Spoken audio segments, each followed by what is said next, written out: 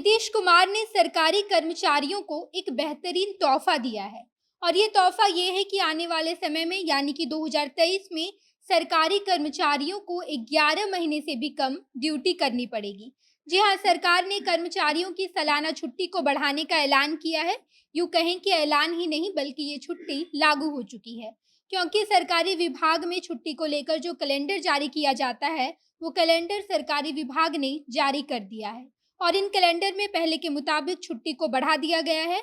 आने वाले समय में सरकारी कर्मचारी 39 दिन छुट्टी पर रहेंगे, जिसमें 6 दिन रविवार को छोड़कर 43 दिन हो जाता है। अब आखिर छुट्टी कैसे मिलेगी, किस तरीके से आपको छुट्टी दी जाएगी और छुट्टी लेने के लिए क्या-क्या लिमिटेशंस निर्धारित किए गए हैं, हम आपको सारी बातें बताएंगे। साथ ही साथ आने वाले साल यानी कि 2023 में बिहार सरकार ने सरकारी कर्मचारियों की नौकरी को लेकर क्या-क्या नया बदलाव किया है, हम आपको सारी बातें विस्तार से बताएँगे। उससे पहले नमस्कार, मैं नेहा चौधरी, कैमरा पर्सन विशाल के साथ और आप देख रहे हैं जनता जंक्शन। दरअसल बीते दिन यानी कि मंगलवार को नीतीश कुमार ने कैबिनेट की बैठक में सरकारी विभागों में छुट्टी को लेकर एक कैलेंडर जारी किया है और इस कैलेंडर में एनआई एक्ट में 21 दिन और कार्यपालिका आदेश के तहत 15 दिन छुट्टी दी जाएगी। यानी कि नीतीश कुमार की कैबिनेट बैठक में जो कैलेंडर जारी किया गया, उस कैलेंडर में छुट्टी को लेकर एनआई एक्ट के तहत 21 दिन की छुट्टी है। इसमें 3 दिन रविवार हो जाता है, यानी कि रविवार को छोड़कर 19 दिन अलग से छुट्टी दी गई है। तो वहीं कार्यपालक आदेश के तहत 15 दिन की छुट्टी रहेगी, जिसमें भी 3 दिन रविवार आ जाता है। तो ये भी कुल मिलाकर 12 दिन हो जाता है, यानी कि रविवार को छोड़कर सरकार 31 दिन आपको अलग से छुट्टी दे रही है। इसके अलावा प्रतिबंधित अवकाश की भी संख्या बढ़ाकर 20 दिन तक तय किया गया है, यानी कि ये आपकी इच्छा पर होगा कि आप उन छुट्टी का लाभ लेना चाहते हैं या फिर नहीं। इतने छुट्टी में आप जब भी चाहें लगातार 3 दिन छुट्टी का उपयोग कर सकते हैं।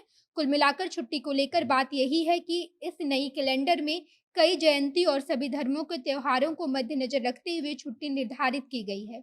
उन सभी छुट्टियों का लाभ सरकारी विभाग में काम करने वाला हर कर्मचारी उठा सकता है। इसके साथ-साथ कैबिनेट में सरकारी कर्मचारियों की सैलरी, पेंशन और उनकी रिटायरमेंट पर भी बातचीत की गई, जिसे लेकर कुछ अहम फैसले लिए गए हैं, जिसमें से 7th पे कमीशन के तहत सरकारी कर्मचारियों की सैलरी और पेंशन को भी बढ़ाया जाएगा। केंद्रीय कर्मचारी के लिए खुशखबरी केंद्र सरकार ने पहले ही दे दी थी, लेकिन अब राज्य स्तर पर भी इसको लेकर बातचीत की जा रही है, जिसमें कर्मचारियों की महंगाई भत्ते में 4% बढ़ोतरी की जाएगी। 4% की बढ़ोतरी होने पर ये उम्मीद है कि महंगाई भत्ते के आधार पर कर्मचारियों की बेसिक सैलरी 20,000 है, तो वहीं 800 रुपये इन्हें बढ़ा दिए जाएंगे। वहीं पर अगर किसी कर्मचारी की बेसिक सैलरी 18,000 है, तो उसे 34% के हिसाब से 6,120 डीए मिलेगा। इसके साथ-साथ कई राज्यों के सरकारी कर्मचारी के लिए रिटायरमेंट की उम्र भी बढ़ाने का सिफारिश किया गया है। अगर बाकी अन्य राज्यों में ऐसा होता है, तो ऐसी संभावना है कि बिहार में भी ऐसा किया जाएगा। मध्य प्रदेश के 8 लाख कर्मचारियों को मध्य प्रदेश सरकार ने उनकी उम्र सीमा 62 से बढ़ाकर 65 वर्ष कर दिया है। साथ ही साथ आयोग का ये भी कहना है कि नई भर्ती विभागों में नहीं होती है, जिस वजह से उम्र सीमा खत्म होने पर कर्मचारी लगातार रिटायर होते जाते हैं, जिस वजह से अधिकारी और कर्मचारियों की विभागों में काफ़ी ज़्यादा कमी हो रही है।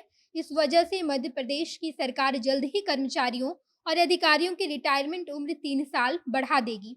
वहीं अगर हम बिहार की बात करें, तो बिहार में रिटायरमेंट की उम्र सीमा मौजूदा समय में 60 है, लेकिन बीते कुछ महीने पहले ऐसा विचार किया जा रहा था कि इसे बढ़ाकर 62 वर्ष कर दिया जाए। विधान परिषद के सदस्य केदार पांडे ने सरकार को इस विषय में गंभीरतापूर्वक विचार करने की आग्रह की थी। उस वक्त उप मुख्यमंत्री और वित्त मंत्री तारकिशोर प्रसाद ने ये आश्वासन दिया था कि इस मुद्दे पर बातचीत जरूर होगी और सभी बिंदुओं पर विचार करते हुए रिटायरमेंट के वर्ष को बढ़ाया जाएगा। साथ ही साथ कई राज्य ऐसे भी हैं जहां पर रिटायरमेंट की सीमा 62 वर्ष है, जैसे कि आंध्र प्रदेश, केरल, तेलंगाना, मध्य प्रदेश के साथ साथ कई तमाम राज्यों के कर्मचारी 62 साल की उम्र में सेवानिवृत्त होते हैं। बाकी बिहार सरकार ने सरकारी कर्मचारियों की छुट्टी को लेकर तो खुशखबरी दे ही दी है। इसके साथ-साथ अगर कर्मचारियों की सेवानिवृत्त की उम्र सीमा बढ़ा दी जाती है, तो ये एक बेहतरीन पहल होगा। और इसके साथ-साथ आप इस विषय पर क्या विचार रखते हैं, कमेंट बॉक्स में बताइएगा। आगे की खबरों के लिए जनता जंक्शन देखते रहिए। धन्यवाद।